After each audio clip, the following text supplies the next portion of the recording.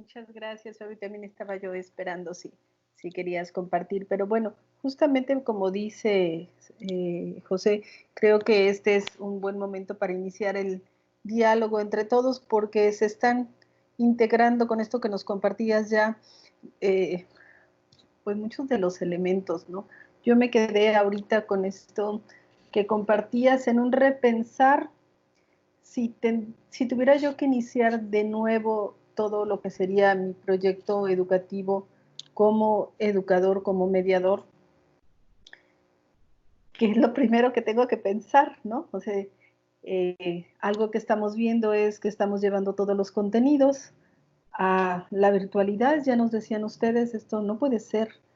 Y entonces decía, ahora tú decías, hay muchos contenidos que no pueden llegar a ciertas poblaciones. Y entonces, ¿qué vamos a hacer? Y Tony nos decía, ¿y dónde está el corazón? O sea, ¿dónde está aquello que es más significativo, no solamente para nosotros como educadores, sino para nuestros aprendientes?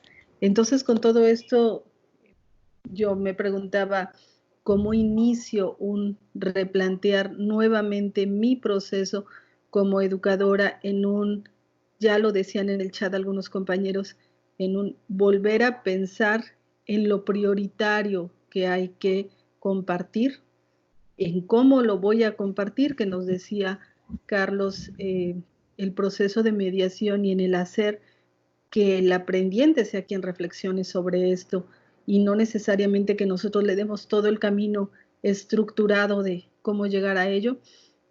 Y después el medio, que la virtualidad es solamente una herramienta, más bien, los medios virtuales o la tecnología es solamente una herramienta, pero Tony también mencionó algo que me parece muy importante y que ahora me hace clic, que es la virtualidad. O sea, la tecnología puede ser una forma en que yo conecto con lo no tangible, pero hay muchas otras formas de conectar con lo no tangible, ¿no? Entonces creo que estos elementos a mí me han hecho reflexionar y pues yo abriría en estos momentos el diálogo para que alguno de los compañeros pudiera plantear sus reflexiones, sus preguntas de viva voz, invitándolos, como ya lo habíamos comentado, a que se presenten y planteen lo que gusten a nuestros dialogantes. Adelante, maestro Emilio. Hola, ¿qué tal? Muy buen día a todos. Agradezco la invitación, doctor Fabio, a este conversatorio, que de verdad ha sido muy reconfortante, muy gratificante, sobre todo en estos momentos donde creo esta situación nos ha llevado a repensar y a resignificar también nuestra condición como educadores, ¿no? Comentaba por vía WhatsApp con el doctor Carlos, porque tenía problemas en la conexión, que la verdad alimenta mucho escucharles, ¿no? A gente tan experta y tan profesional en este campo, ¿no? Particularmente saben la relación que tengo con el doctor Carlos, en este sentido. Y decía yo que, bueno, en la reflexión que yo he podido hacer durante estos días, es que en realidad hemos encontrado un punto de encuentro, ¿no? Un punto de encuentro en las partes que hemos sido como antagónicas en la percepción y en la concepción de la educación. Decía que nos agarró desprevenidos, tal vez, no preparados a todos esta situación, de manera emergente. Yo no sé si estaría bien nombrar algo así como una pedagogía de la emergencia o pedagogía en tiempos de crisis, ¿no? En realidad, pero no es lo mismo una pedagogía en tiempos de crisis en esta actualidad que en otra, ¿no? ¿Por qué? Porque hemos encontrado este punto de encuentro en aquellos que no concebíamos todavía la tecnología como un elemento importante, ¿no? Dentro del proceso educativo, es decir, nos resistíamos a esta necesidad de cambiar y de adaptarnos a ello, y hoy nos ha demostrado que es una gran aliada para que nosotros podamos continuar, para que podamos seguir con nuestro trabajo profesional, para poder seguir dialogando, para poder seguir compartiendo, ¿no? y generando experiencias educativas. Hoy está demostrado fehacientemente esto. Pero también nos ha llevado, bueno, por lo menos en lo particular, a también entender que la tecnología por sí misma no es la que va a generar, evidentemente, los resultados como tal, ¿no? Sigue siendo esta cuestión mediadora, ¿no? Del educador, ¿no? La parte importante, la educación sigue siendo dialéctica, sigue siendo contacto, sigue siendo afecto, como decía el maestro también Tony, que me parecía interesante el planteamiento también, que tiene que ser emocionalidad, ¿no? Y esa emocionalidad es proximidad. Hoy me llama mucho la atención estudiantes que parecían en el aula en algún momento desanimados, desalentados, resistentes a estar en clase, hoy reclaman volver a las aulas, ¿no? Y ese reclamo precisamente está en que resulta cansado estar tan distantes, resulta tan cansado estar conectado tantos tiempos, ¿no? A través de un medio tecnológico, y que sigue siendo la educación, pues esa cercanía, esa mirada, ese contacto, esa parte afectiva, ¿no? Entonces, la verdad que yo en esta reflexión que he hecho estos días, y que trato de buscarle la parte positiva en todo, ¿no? Evidentemente también deseo regresar a las aulas, como creo que muchos maestros, muchos estudiantes, pero por ejemplo hoy tengo la oportunidad de conocer mejor a mi hijo, que tiene 11 años, ¿no? Y que yo lo veía prácticamente los fines de semana, y él está haciendo la cuarentena conmigo. Nos hemos encontrado nuevamente, hemos empezado a aprender, tanto él de mí como yo de él, ¿no? Cosas que tal vez en la cotidianidad no estábamos valorándolo como tal, y hoy estamos más cercanos en este sentido. Entonces, esta pedagogía en tiempos de crisis me ayuda a mí a entenderme de manera diferente como educador, y a volverme de alguna manera a reencontrar y a reencontrarme con todos los agentes y actores en este sentido. Entonces, yo la verdad agradezco, más que alguna pregunta, agradezco enormemente este espacio al que fui invitado, porque me siento más emocionado nuevamente, me siento verdaderamente identificado con estos planteamientos. Agradezco al doctor Carlos, al doctor Tony, al doctor Velasco, por compartir estas experiencias y toda esta sabiduría que verdaderamente se les nota. Y bueno, como decía el doctor Tony, creo que hay algo que nos identificó también con el doctor Carlos, ¿no? Esto de cuando te brillan los ojos. Hay algo que no podemos, en lo que no podemos mentir, en lo que no podemos engañar. Yo puedo decir que soy apasionado de la educación, pero si no lo demuestro en mi actitud, en mi palabra, en mi comportamiento, no va a ser verdad. Y la verdad, pues se tiene que transmitir con emocionalidad. Creo que eso es lo que yo quisiera compartir, y nuevamente agradecerles enormemente esta invitación. Muchísimas gracias, maestro Emilio. ¿Me permites, Rebeca?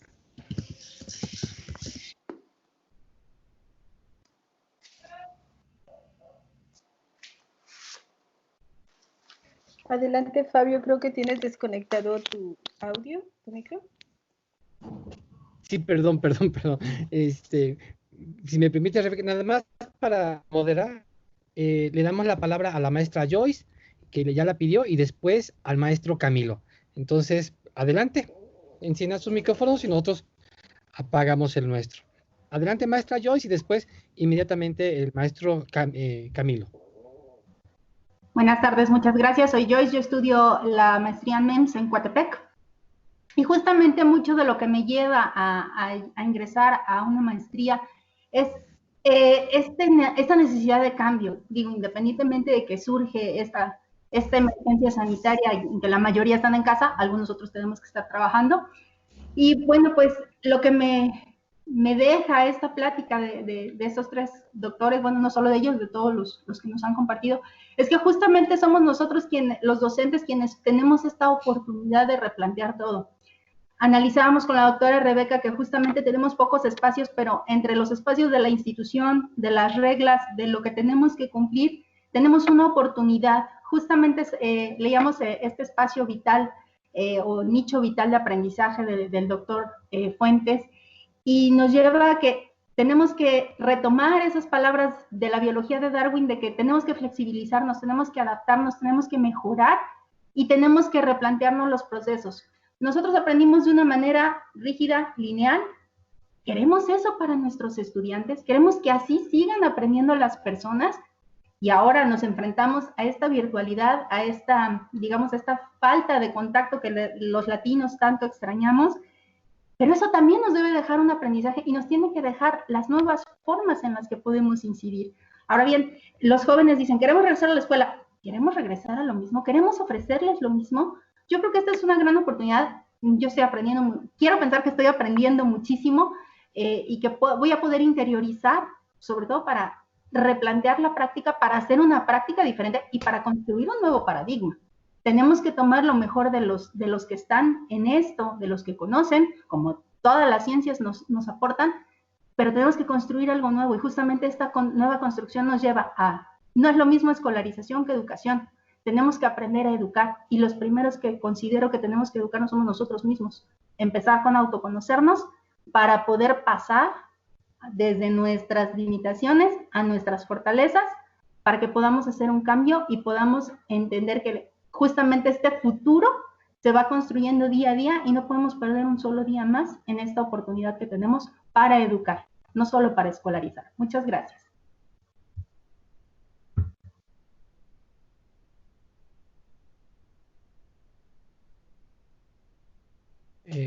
Adelante, Camilo, si eres tan amable.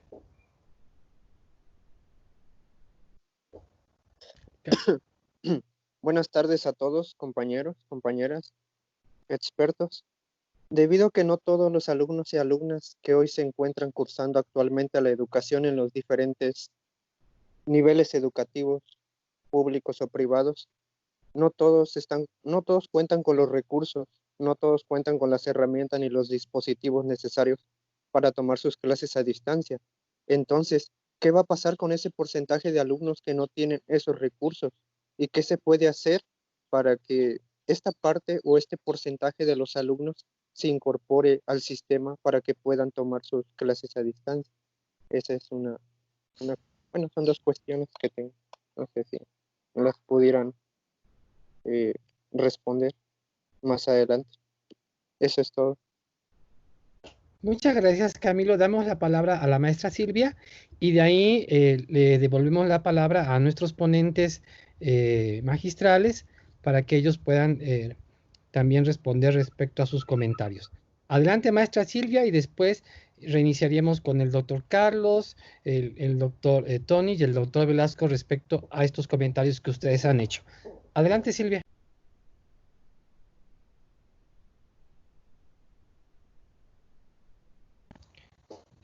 ¿Sí estás ahí, Silvia?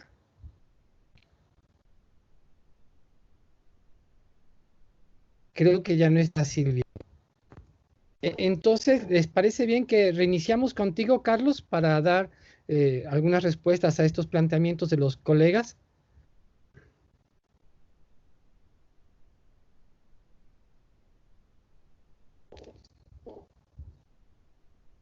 ¿Sí se escucha? Sí, estaba desconectando perfecto. O sea, conectando, Sí. mejor dicho, perdón, el micrófono. Mira, es tanto lo que se ha comentado que voy a centrarme en un par de ideas solamente. Uno, que de ninguno de nosotros depende la solución del problema. Por lo tanto, yo tengo que abocarme a lo que yo sí puedo hacer en mi relación directa con quienes son mis estudiantes. Yo con ellos debo ser un mediador, con ellos tengo que provocar en ellos y en ellas inquietud, tengo que ayudarle a que conformen ciertos criterios de comprensión del mundo y de actuación en la realidad, principios éticos, principios políticos, y ahora ellos verán qué es lo que pasa. Yo no tengo control sobre el destino de nadie, ni siquiera del mío, a nivel personal. A nivel social, yo tengo un compromiso político, y en eso, ¿no es verdad?, tengo que participar con los otros en levantar hoy en día como educador propuestas clarísimas y sencillas de cómo nosotros vamos a salir de esta situación. Por ejemplo, nosotros podemos empezar a intervenir con las autoridades para que no sigamos enredados con la enseñanza de los contenidos. Si los contenidos no son importantes, los contenidos hoy en día están casi todos en la red. Los que son privados, que son importantes, los va a requerir la persona cuando tenga una formación profesional especializada. Antes no. Hoy en día tenemos acceso casi a todo. Es verdad, y lo dijo Pepe, hay muchos millones que no tienen ese acceso. Tenemos que ver la forma en que nosotros le enseñamos a las autoridades qué es lo que se puede hacer. tenemos entonces una responsabilidad política a nivel personal. Yo tengo que ser un excelente mediador para que mis estudiantes comprendan cómo manejarse en el mundo y no solamente cómo aprender lo que yo pretendo enseñar. Y la otra es la responsabilidad política colectiva que tenemos para levantar. Debemos ser capaces de convertir esta pandemia en una oportunidad única que se nos da en nuestra historia para poder llegar a un punto de inflexión. ¿Qué va a pasar después del punto de inflexión? No lo sabemos, nadie lo puede saber, pero sí tenemos que llevar a ello.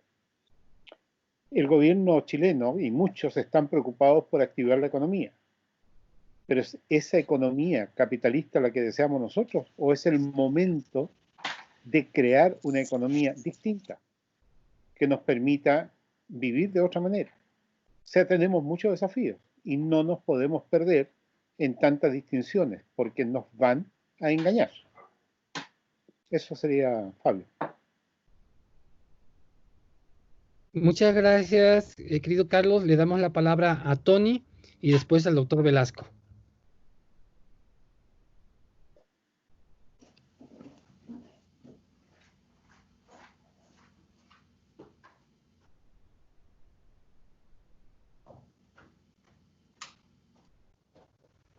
¿Sí nos escuchas, Tony? Sí, disculpen, ahí sí me oyen. Totalmente bien. Perfecto. Continuando un poco con lo que Carlos estaba diciendo, yo creo que lastimosamente cuando hablamos de educación asistida por medios tecnológicos, automáticamente hay como que pensar que todos los actores tenemos los medios tecnológicos. O sea, es una presuposición, por decirlo así, de alguna manera, evidentemente capitalista, elitista, ¿verdad? O sea, está considerando a priori que todas las personas tenemos ese acceso. Entonces, hay un problema de brecha ahí que se está invisibilizando, por decirlo de alguna manera. Yo leyendo sobre cosas que están pasando en esta emergencia del COVID, he visto maestras que corren no sé cuántos kilómetros para entregarle a un estudiante un paquete educativo, gente que usa otros medios, digamos, para que esa información llegue. Entonces vuelvo a lo mismo, cómo es mi práctica y mi relación con el sujeto aprendiente, ¿verdad? Entonces, hay problemas que no se pueden resolver. De hecho, en los problemas de investigación, Carlos Maldonado dice que hay problemas decidibles e indecidibles. Y los indecidibles son esos que nombraba Carlos, los que no podemos resolver. O sea, un problema indecidible puede ser la pobreza. Yo no puedo decir voy a investigar la pobreza porque hay tantas pobrezas como personas hay, o como comunidades hay, como barrios hay, ¿no? Entonces yo tengo que decir, voy a investigar la pobreza que está en el barrio tal, en la comunidad tal, para poder delimitar. Entonces, la brecha social y la brecha digital es un problema indecidible porque casi que cada quien tiene una situación distinta y cada país incluso ha buscado diversas formas, digamos, de resolver esos problemas según sus posibilidades.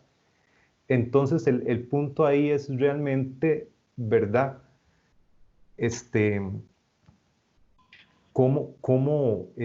Hay cosas que no podemos resolver. Yo creo, como decía Carlos, hay que dedicarnos exactamente de forma decidible a lo que nosotros podemos resolver. Yo sí insisto en que una educación de transformación es una educación basada en el interlocutor. Interlocutor significa también el contexto del interlocutor. Significa también la coyuntura que está viviendo muchas personas, ¿verdad? En las cuales en este momento hay desempleo, hay gente que quedó cesada inmediatamente, ¿verdad? Familias que se quedan de repente, entonces eso crea estrés en los padres de familia, ese estrés se traslada a los hijos que están en la casa. Además, otro asunto es que hemos tenido que abrir todos y todas la intimidad de nuestros hogares, ¿verdad? Buscar un espacio para transmitir. Entonces, esa casa que era en algún momento considerada la intimidad, ahora está abierta, de alguna manera, ¿verdad? Entonces, empezamos todos los actores de esto, independientemente de que si estamos bien y tenemos medios digitales o de que no, todos estamos, digamos, hemos tenido que emergentemente atender asuntos que no estaban, por decir así, en el menú, ¿verdad? Esto nos atacó repentinamente. Entonces, para mí siempre la pregunta es, el interlocutor es quien debe preocuparme. Por ahí, entre los comentarios, estaba viendo que había una propuesta de desaprender para aprender. Yo voy a hacer una observación ahí. A mí me parece que si yo veo el aprendizaje desde lo biológico, no sé qué tan conveniente será hablar de desaprender en el sentido de que lo aprendido se queda en la experiencia y la experiencia habitará conmigo toda la vida. Y de alguna manera de la experiencia que tengo, reaprendo o aprendo encima de lo que ya sé, ¿verdad? Porque si yo desaprendiera, creo que olvidaría también y no tendría experiencia. Realmente hay que reaprender. Y reaprender también significa que tengo que dejar atrás aquellas cosas que yo veo que no están funcionando. No voy a decir categóricamente o deterministamente que no sirven, simplemente en esta coyuntura no están funcionando. Funcionaron en algún momento, probablemente sirvieron en alguna ocasión, pero en este momento hay que hacer cambios porque el mundo está cambiando vertiginosamente. La introducción de inteligencia artificial, la cuarta revolución industrial, la licuefacción de las sociedades o sociedades líquidas, sobre todo porque, como apunto yo en uno de mis libros, la tecnología nos ha devuelto a dos fenómenos del pasado. El nomadismo digital, o sea, tenemos un nomadismo, la gente trabaja desde sus casas en Costa Rica para una empresa europea, o de México trabaja para Estados Unidos, o sea, tenemos un nomadismo digital, por un lado, y dos, que como diría Máximo Canevache, como estamos trabajando en lenguas intra y transalfaicónicas, significa que estamos habilitando lenguajes icónicos y lenguajes textuales al mismo tiempo. Ustedes ven los emojis que han surgido acá, ¿verdad? Y la gente como está demostrando a través de estos iconos esa emoción que están sintiendo, que a veces las palabras se nos quedan cortas. Carlos habla en su libro sobre los poetas, ¿verdad? A mí los poetas siempre me han encantado porque yo digo que son pintores de las palabras, porque ellos sobrepasan lo que en el lenguaje no se puede decir a veces. A mí no me pasó una experiencia interesante.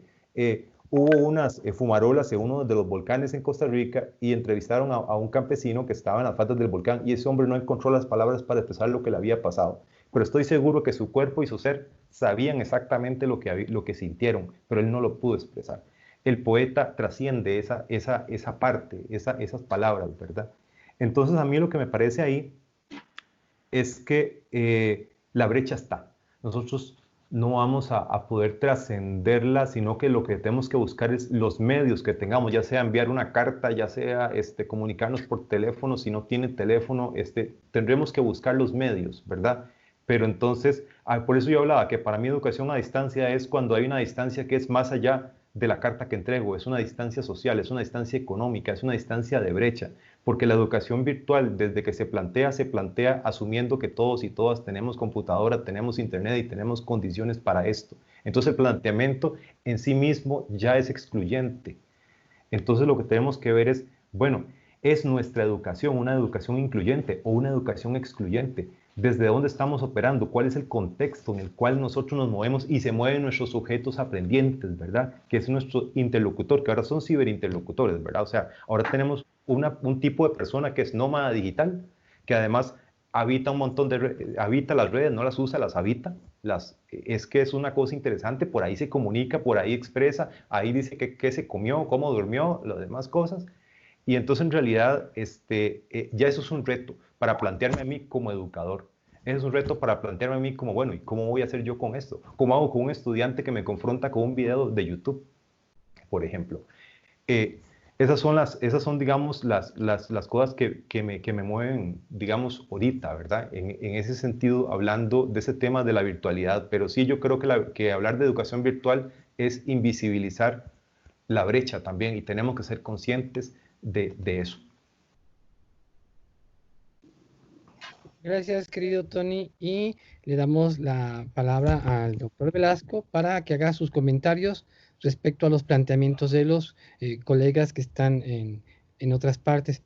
Terminando el doctor Velasco, agradeceremos que le daremos la palabra a la maestra Rebeca para que anuncie la segunda parte de este conversatorio y a los jóvenes que tienen sus planteamientos, que los mantengan ahí para que finalizando la segunda parte también los puedan expresar, que ya va más enfocado a lo que son los entornos virtuales. Adelante, doctor Velasco, le escuchamos con atención. Bueno, prácticamente estas reflexiones son importantes. Quiero partir de una pregunta que se hizo a través del chat. ¿Qué hacer? Bueno, esa pregunta de qué hacer en este momento está reflejando obviamente un pensamiento escolarizado. Un pensamiento que nos enseñó a recibir una instrucción y que por lo tanto, si no recibimos la instrucción, no sabemos qué hacer. En este momento tenemos muchas cosas que hacer, pero tienen que surgir desde la imaginación, desde la creatividad de cada una y cada uno de nosotros como docentes. Tenemos que aprender a ver las distintas realidades que ustedes conocen muy bien. Algunos están en instituciones donde los chicos provienen de la clase media con cierta seguridad económica, con otro tipo de problemas obviamente, pero algunos también están en instituciones donde las chicas y los chicos provienen de familias con recursos bajos y que obviamente tienen muchísimas dificultades hacia el interior mismo de sus familias. Las realidades son disímbolas, por lo tanto, una de las cosas que tenemos que hacer es precisamente abrir nuestra mente, analizar esas realidades y con imaginación atenderlos. Probablemente cuando se retorne a las aulas con todas las medidas que se tengan que tomar de prevención social correspondiente, nos vamos a encontrar con diferencias enormes entre unos y otros. Diferencias enormes que nos van a obligar ya no a realizar una actividad o a promover un aprendizaje homogeneizado, sino obviamente a promover y aprendizajes que vayan en entornos diferentes y que desde luego estén en función de las características y de las experiencias vividas por cada una y por cada uno de los aprendientes con los que convivimos. Y uno de los aspectos que quiero retomar y que mencionó Carlos, la dinámica y el enfoque educativo no va a cambiar si desde arriba, desde el Estado, desde los responsables de la educación, no comprenden y no entienden que tiene que haber un cambio sustantivo en los sistemas educativos. Pero ese cambio no va a venir o no va a emerger del secretario de Educación, del ministro de Educación, sino tiene que emerger de nosotros mismos como miembros del sistema educativo y que tenemos la responsabilidad de promover los procesos de aprendizaje. Estamos ante una situación que nos da posibilidades de libertad, porque de libertad en el sentido de creatividad, libertad en el sentido de fomentar procesos de aprendizaje muy distintos, muy diferentes a los del aula. Y obviamente eso requiere de una mirada muy diferente. Estaba yo recordando hace un momento cuando escuchaba a Blanco hablar del desaprender y del aprender, que el desaprender es un concepto que la neurociencia, la neurobiología ha manejado, en el sentido de que, y recordaba yo lo que cuando trabajé con los yaquis en Sonora, con este excelente, ellos se siguen llamando, autodenominando tribu, esta nación yaqui. Un anciano yaqui me dijo en una ocasión, dice, mira, para comprender el desierto hay que verlo de distinta manera. Y para poderlo ver de distinta manera hay que pararse en distintas partes del desierto. Y tú vas a ver el desierto desde diversos ángulos y podrás comprender que en el desierto también hay vida. Y que en la vida en el desierto se multiplica. Y que el espíritu de ese desierto está ahí presente en nosotros. Esta sabiduría, llamémosla popular o como la quieran llamar, que provino, porque ya era un anciano de cerca de 90 años en ese momento cuando yo lo entrevisté, que provino de Witimea, como se llamaba, es una sabiduría que hoy en día tenemos que retomarla. Tenemos que ver la realidad desde diversos ángulos, desde diversas perspectivas, y a partir de esas miradas poder reinventar nuestra acción, nuestra responsabilidad, nuestro trabajo para fomentar los procesos de aprendizaje. Repito, no vamos a regresar a la normalidad de ayer. Vamos a construir una nueva normalidad. Y esa reconstrucción de una nueva normalidad van a permitirnos a nosotros o avanzar espiritualmente o mantenernos anclados a una visión del pasado que ya no se va a corresponder con una realidad diferente.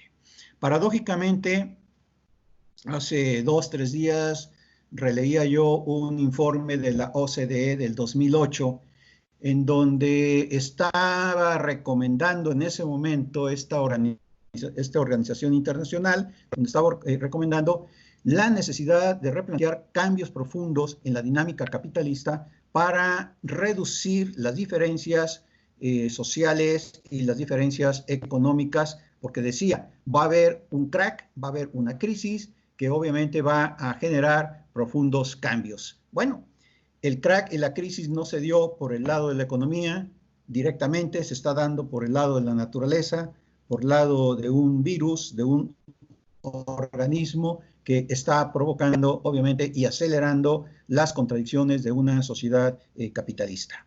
Y en este sentido también está acelerando las contradicciones de un sistema escolar que nació en el siglo XIX, que se consolidó en el siglo XX, pero que ya no se corresponde con el siglo XXI y con las perspectivas de un futuro muy diferente al futuro que muchos o muchas estábamos visualizando en un término corto. Yo me pregunto y le pregunto a abuelas, a abuelos, a madres, a padres, ¿qué están en este momento pensando sobre el futuro de sus hijos ante una situación que se nos viene con desequilibrios sociales muy agudos y muy profundos? Dejo ahí mi reflexión.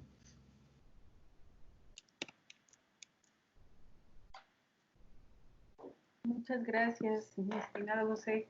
En realidad, igual que en las participaciones anteriores, creo que nos están detonando muchas cosas que reflexionar. Estamos viviendo una situación que ha movido muchos hilos de nuestra persona, de nuestro hacer, y me parece que nos quedamos justamente con muchas ideas que muchas están en el chat y otras tantas seguramente en una libreta que estamos apuntando. Y quisiéramos seguir aprovechando lo que ustedes nos tienen que compartir y entonces, no sé, si nos permiten, nos gustaría pasar a la segunda parte de este conversatorio que teníamos, en el cual, bueno, nuevamente invitamos a Carlos Calvo a que nos pueda platicar, conversar con nosotros sobre la educación desescolarizada y los entornos virtuales, como un poco ya lo hemos estado haciendo. Y le pediríamos, si fueras tan amable, Antonio, de llevar la moderación de ello, te lo agradeceríamos mucho para seguir reflexionando en estos elementos. Entonces, si me permiten, le doy la palabra a Antonio para que nos ayude a moderar esta última charla de hoy. ¿Me escuchan ahí? Sí. Bien, ¿me escuchan bien? Sí. Ok, vamos a...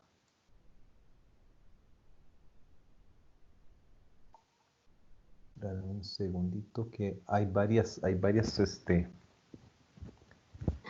consultas que se han hecho, pero sí yo creo, Rebeca, que la desescolarización es un tema que nos ha movido bastante en la mañana, ¿verdad? O sea, y ha sido como parte, digamos, de las reflexiones. De hecho, hay una pregunta que dice, ¿será posible encaminar un proyecto de desescolarización en nuestro sistema educativo? hay una pregunta que se hace y a mí me gustaría preguntarle a Carlos Calvo, que es quien ha propuesto la desescolarización, ¿qué opina al respecto? Bien, bueno, un saludo, Pepe, que no te había saludado antes, ¿no? Yo creo que la desescolarización no requiere de decretos. Si miramos a nivel personal, yo en una clase tradicional puedo transformarme en mediador. Eso depende de mí, de nadie más, no depende de la infraestructura, no depende del programa de estudio, no depende de nada. Depende de la forma en que yo me planteo ante el estudiante para conmoverlo, para sorprenderlo y para ayudarle a caminar. Ese es un plan. El otro es el plano con mis colegas, con los cuales yo trabajo atendiendo el mismo tipo de estudiantes. Con ellos tengo que conversar y yo tengo que educarlos para que ellos a su vez se vuelvan en mediadores. Y veamos la forma en que nosotros trabajamos juntos. No hablando uno primero y el otro después. ¿No es verdad? Sino generando una instancia en la cual nos damos cuenta que hay ciertas funciones cognitivas de nuestros estudiantes que están disfuncionales. Entonces, ¿cómo ayudamos a que nuestros alumnos desarrollen esas funciones cognitivas que por la razón que fuera las han inhibido? Entonces podemos ponernos de acuerdo, por ejemplo, en que vamos a ayudar a que nuestros estudiantes nos aseguremos que ellos han entendido lo que estamos enseñando, de qué se trata el tema. Hace un rato yo mencionaba, los estudiantes ven un bosque. Bueno, pues descríbalo, ayudémosles a que sean más precisos y exactos. Yo trabajo conmigo, trabajo con mis profesores, ahora trabajo con la escuela y después con el grupo en el barrio, en fin, en donde sea. Y ahí vamos escalando hasta llegar al ministerio. Ahora, esto no es lineal porque nosotros podemos ir trabajando simultáneamente varias de estas tareas. ¿Lo conseguiremos o no? ¿Quién sabe? Lo más peligroso podría ser que el ministerio acoja estos planteamientos, los pone en los planes y programas como está en Chile, y no pasa nada, porque los profesores no hemos comprendido de qué se trata. Por lo tanto, yo creo que es absolutamente posible conmigo. Es probable, tal vez con algunos profesores. Con el ministerio, uy, uy, uy, porque esto es paradigmático. Entonces tenemos que cambiar otras situaciones que no viene al caso analizar. Muchas gracias, Carlos. Yo cuando a ese respecto que estabas vos hablando, yo muchas veces dentro de las perspectivas del currículum he hablado de contenidos clandestinos. Y es que justamente a veces se nos pide que tenemos que atender esos contenidos, tenemos que atender esta clase de cosas y uno ya sabe que se necesita más o se necesitan otras habilidades. Y entonces definitivamente ahí es a donde como dicen, si la ley no es justa, hay que desobedecerla. Entonces, el tema es que yo a veces hablo de contenidos clandestinos. Sí. Hay que desobedecerla, pero con inteligencia. Con inteligencia, claro. Porque si la desobedeces torpemente, te van a echar del trabajo. Exactamente. En eso, sí, muchas gracias por la... Se nos dice dar al César lo que es del César y a Dios lo que es de Dios. Entonces, yo le hago el juego al sistema. Claro. Yo soy buen mediador con mis estudiantes. Y al sistema le digo lo que quiere saber. Exacto. No tengo que entrar en ese conflicto. Ahora, ¿cuándo sí tengo que entrar en el conflicto? Cuando me afecte éticamente. Y ahí yo no puedo aceptar. Pero en lo otro, piensen ustedes que quien revisa las planificaciones de los profesores es un robot, no son personas siquiera. No, es que ese es justamente el problema, es una industrialización de la educación, es lo que hablaba yo ahora, eso está en mediación pedagógica, hay una industrialización, hay cada vez más automatización de los procesos, pero yo a veces cuando hablo de contenidos clandestinos, tal vez ahí no me di a entender, las universidades tardan de 5 a 10 años para cambiar completamente un plan de estudios, y todos los años, o incluso a veces meses, hay cosas que cambian tremendamente. Entonces también los contenidos clandestinos son importantes, pero como dice Carlos, hay que saber hacerlo, ¿verdad? Hay que saber de qué manera, cómo trabajamos con ellos, ¿verdad? Y de qué manera vamos haciendo eso, porque finalmente siempre hay autoridades que quieren ver otra cosa. Como diría Francisco Gutiérrez, la educación también es una praxis política y sirve a los intereses de la política. Aquí hay una pregunta para el doctor. Sí, interrupción. Claro. Fíjate, yo creo que todos los pueblos nos preciamos de ser pillos, tramposos, hábiles, etcétera. ¿Y por qué no lo hacemos en la educación? Claro. Si no nos atrevemos en la educación, mi diagnóstico es muy triste. Es porque tenemos muchos malos profesores y profesoras que no debieran estar enseñando en el sistema. Entonces se refugian y le echan la culpa al sistema. Y cuando uno le pregunta, bueno, ¿y cuál es el sistema? ¿Dónde te está impidiendo? Se empiezan a dar vueltas y explican y no explican nada. Entonces, tenemos que ser bien precisos en eso. Claro. Por ahí yo me he encontrado en internet un banner que decía ser educador y no luchar es una contradicción pedagógica.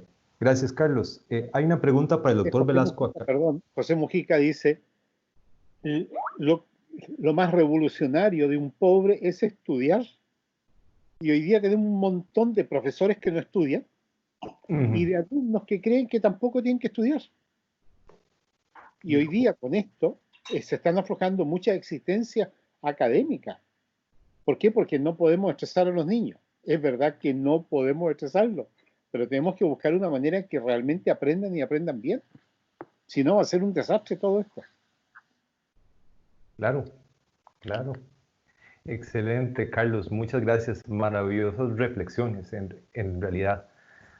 Doctor Velasco, aquí le hacen una pregunta. ¿Cómo acomoda a los padres de familia o los tutores entre el mediador y el educando? Es una pregunta sobre las coyunturas familiares. ¿Me escuchan? Sí, señor.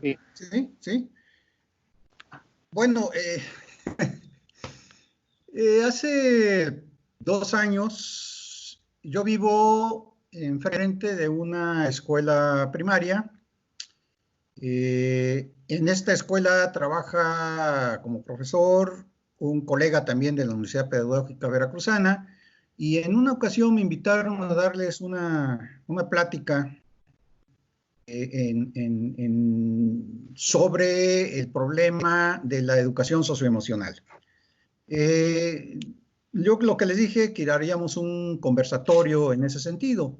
Y esta pregunta que hoy se hace, me la hicieron también en esa ocasión. Hay un problema. La sociedad cree que la escuela es responsable de la educación. La familia es responsable del bienestar de los miembros de la familia. Entonces, generalmente, en la familia, que yo llamo la familia íntima, traslada el problema educativo a la escuela. Y en la escuela, obviamente, no hay un proceso de vinculación real con los padres, porque en la escuela generalmente se generan instrucciones para la mamá, instrucciones para el papá, es decir, instrucciones para los miembros de la familia, pero no hay una comunicabilidad real. Hay un divorcio entre lo que es la educación y lo que es la institución escuela. Es decir, por una parte, por un lado, el servicio de educación ha sido confundido con la institución escuela. Y al confundir ese servicio de educación con la institución escuela, se ha dado un rompimiento en la vinculación y en la comunicabilidad de la escuela con el entorno. Y esa comunicabilidad con el entorno se deja única y exclusivamente como una instrucción o como una recomendación que se les da a los miembros de la familia para la atención al hijo, que cumpla con la tarea, que lea tal o cual fragmento del libro que le corresponde, y al final de cuentas los miembros de la familia son los que terminan haciendo la tarea, son los que terminan haciendo la lectura, si es que tienen la paciencia para atender a la niña, al niño o al joven en ese sentido. No ocurre lo mismo en la universidad, en donde se supone que ya los adolescentes son responsables de su vida y que por lo tanto ya esa comunicación con los miembros de la familia no existe y se rompe casi por completo, exceptuando cuando surge algún conflicto, algún problema grave, que entonces se manda a traer a los miembros de la familia. Pero ahí ya hay un rompimiento en ese sentido. Bajo esta perspectiva, yo creo que tenemos que restablecer la comunicación afectiva entre docentes y entre miembros de la familia. Una comunicación que no quede en el nivel de la instrucción, sino una comunicación que quede en el nivel de la sociabilidad, de lo que Iván Illich planteó, la convivencialidad de los seres humanos. Y este planteamiento de Iván Illich de los años 60, es uno de los reclamos que se viene haciendo en muchos contextos. Es decir, la escuela tiene que ser un espacio de convivencialidad, no un espacio de instrucción, no un espacio de orden, no un espacio de jerarquía, sino un espacio en donde aprendamos la democracia, en donde aprendamos las experiencias de vida y en donde aprendamos también a que esas experiencias podemos convertirlas y transformarlas en conocimiento positivo y actual. Y ahora que mencioné a Iván Illich, recuerdo que él también en su momento, cuando la televisión empezó, los aparatos de televisión bajaron sus precios y empezaron a hacerse más populares, él planteaba optimistamente que a través de la televisión se podía hacer una revolución educativa. No ocurrió así. Los medios televisivos quedaron en manos de las empresas privadas, que son las que están ganando más ahorita que nunca con lo del COVID-19. Los grandes corporativos son los grandes gananciosos de esta crisis. Y obviamente cuando surgen lo que se llamó las tecnologías de la información y la comunicación, optimistamente se volvió a decir lo que Iván Illich ya había dicho en los años 60. Ahora, con otro tipo de instrumento, con otro tipo de tecnología, pero al final de cuentas, tecnologías que comunican. Bajo esta perspectiva, yo creo que la vinculación de los miembros que estamos dentro de una institución educativa, sobre todo en el nivel de educación básica, que es donde más vínculo hay con los miembros de la familia, debe ser una vinculación de convivencialidad, no una vinculación de jerarquía ni de instrucción, sino de comunicabilidad. Y sobre todo también no solamente de reeducación hacia nosotros mismos como educadores, sino de reeducación también con el contexto de la sociedad.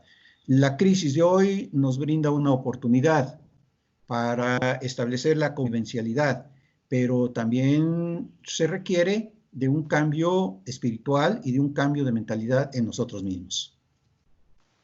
Muchas gracias, doctor Velasco. Hay otra pregunta acá que yo creo que los tres podemos tener diferentes aportes, pero quisiera comenzar con Carlos, si me escucha por ahí. Dice, los docentes son insustituibles, siempre debe haber una mediación pedagógica entre la tecnología y el objeto de aprendizaje. Yo en principio diría categóricamente que sí. No obstante, el desarrollo exponencial de la inteligencia artificial me genera algunos cuestionamientos. Pues una máquina va a conocernos tan bien el día de mañana que posiblemente sea capaz de guiar un proceso de mediación con nosotros, poniéndonos problemas, ayudándonos a revertir, etcétera, ¿no? Pero en estos momentos históricos, categóricamente, solo el ser humano es mediador. Dentro de un futuro, no sé cuánto, ¿no? Posiblemente alguna máquina, algún cyborg, cumpla esa función. Gracias. Doctor Velasco, tal vez repito la la pregunta, los docentes son insustituibles. Siempre debe haber una mediación pedagógica entre la tecnología y el objeto de aprendizaje. Bueno, yo coincido con lo que dijo Carlos. El avance de la inteligencia artificial es enorme en muchos sentidos. Hay un estudio que se hizo en el 2017 sobre las perspectivas de aquellas actividades profesionales y oficios que estaban propensos a ser desplazados por el avance de la inteligencia artificial y por el avance de la mecanización, es decir, de la robótica. Y los docentes estaban dentro del rango de los posibles desplazables por la inteligencia artificial. Curiosamente, los arqueólogos son los que tienen menos peligro del desplazamiento de la inteligencia artificial, pero contadores, docentes, abogados, incluso ciertas especialidades médicas, ciertos campos de la ingeniería pueden ser desplazados por la inteligencia artificial. Y hay muchos oficios que obviamente también van a ser desplazados por la inteligencia artificial. Por ejemplo, los operadores de vehículos, con el avance de los vehículos sin conductor, pues van a verse desplazados en ese sentido. Pero esto no quiere decir que se sustituya al docente, sino que tiene que haber una reorientación de la actividad del docente, porque por mucha inteligencia artificial que exista, quien tiene que darle los contenidos, quien tiene que generar los procesos algorítmicos para que la inteligencia artificial se vuelva un sistema de aprendizaje, tienen que ser obviamente seres humanos. Y entonces el docente va a tener que reconvertir su función. Ya no va a tener que ser, o no debe de ser ya, bajo esta perspectiva, un transmisor de información en el esquema lineal, clásico y tradicional, sino tiene que ser, ahora sí, un moderador entre la inquietud, entre la duda, entre la pregunta que se establezca en torno a un problema, en torno a un nodo de aprendizaje y el uso de la tecnología para la búsqueda de esa información. Carlos dijo en un momento dado que pues la información está ahí en las redes y buena o mala, Wikipedia en un momento dado nos saca de un apuro si queremos una fecha, si queremos un dato concreto, recurrimos a ello y lo tenemos. Y bajo esta perspectiva, lo que se tienen que desarrollar son más bien las habilidades intelectuales, las habilidades operativas y las habilidades perceptivas del sujeto que aprende, de la persona que aprende, para que en su momento pueda desarrollar ciertas actividades. Vuelvo a poner a mi nieto de ejemplo. A él le encanta el dibujo. ¿Y dónde ha aprendido a dibujar? A través de los tutoriales, de los cientos de tutoriales que hay en YouTube. Ha aprendido las técnicas, ha aprendido el manejo de los diversos elementos que requiere, cómo combinar colores, cómo delinear sombras, cómo todo. No fue en la escuela, no ha sido en la escuela, sino ha sido a través de ¿qué? De una motivación personal que tuvo, que en el hogar ha tenido un incentivo para que la descubra, la desarrolle y adquiera, pues, las habilidades, desarrolle, cultive las habilidades que en ese sentido tienen, y no ha sido a través del sistema escolar, sino ha sido a través de un sistema totalmente informal. Y él ahora sabe clasificar muy bien qué youtuber es bueno, qué youtuber es pésimo, qué youtuber le está aportando algo nuevo. Sí, ya sabe distinguir entre lo nuevo y lo no nuevo, entre lo original y lo no original, entre lo creativo y lo no creativo, y no ha sido dentro de la escuela. Entonces, bajo esa perspectiva, creo que nosotros como docentes tenemos que cambiar nuestro rol, tenemos que cambiar nuestra mirada, tenemos que cambiar nuestras estrategias y, desde luego, fomentar la curiosidad, fomentar la imaginación creativa en los estudiantes y fomentar la posibilidad de que ellos aprendan a relacionar conocimientos, que en el sistema escolar tradicional no sucede. ¿Sí? El pensamiento escolar tradicional es lineal y ahorita, por ejemplo, con toda esta crisis, cuando le preguntamos a a un alumno, relaciona esto con la economía, relaciona esto con el perfil cultural, relaciona esto con los contextos de violencia social, no sabe cómo hacerlo.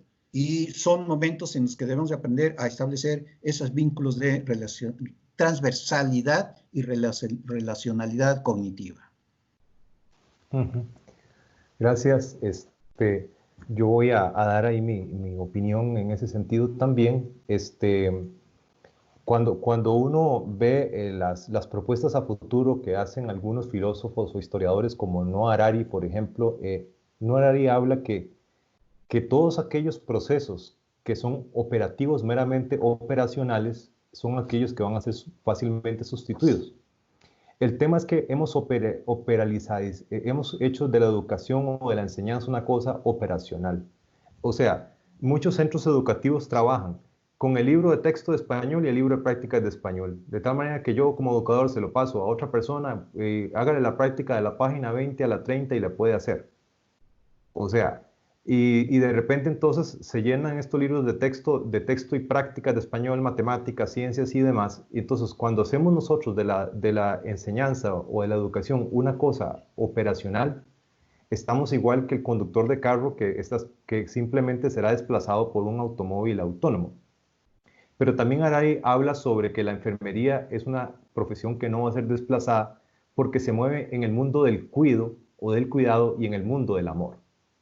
Y es una cosa interesante porque dice que los doctores sí pueden ser desplazados por un escáner o por un chip o por un reloj que haga, digamos, mediciones del cuerpo.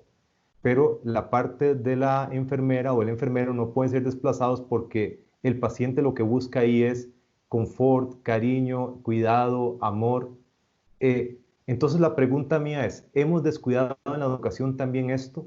Porque esta puede ser una parte no sustituible, el amor, el cariño, el cuidado esencial que tengamos por los sujetos aprendientes, ya lo decía el doctor Velasco, esa convivencialidad, esa relacionalidad, esa forma de relacionarnos, esa parte es completamente insustituible.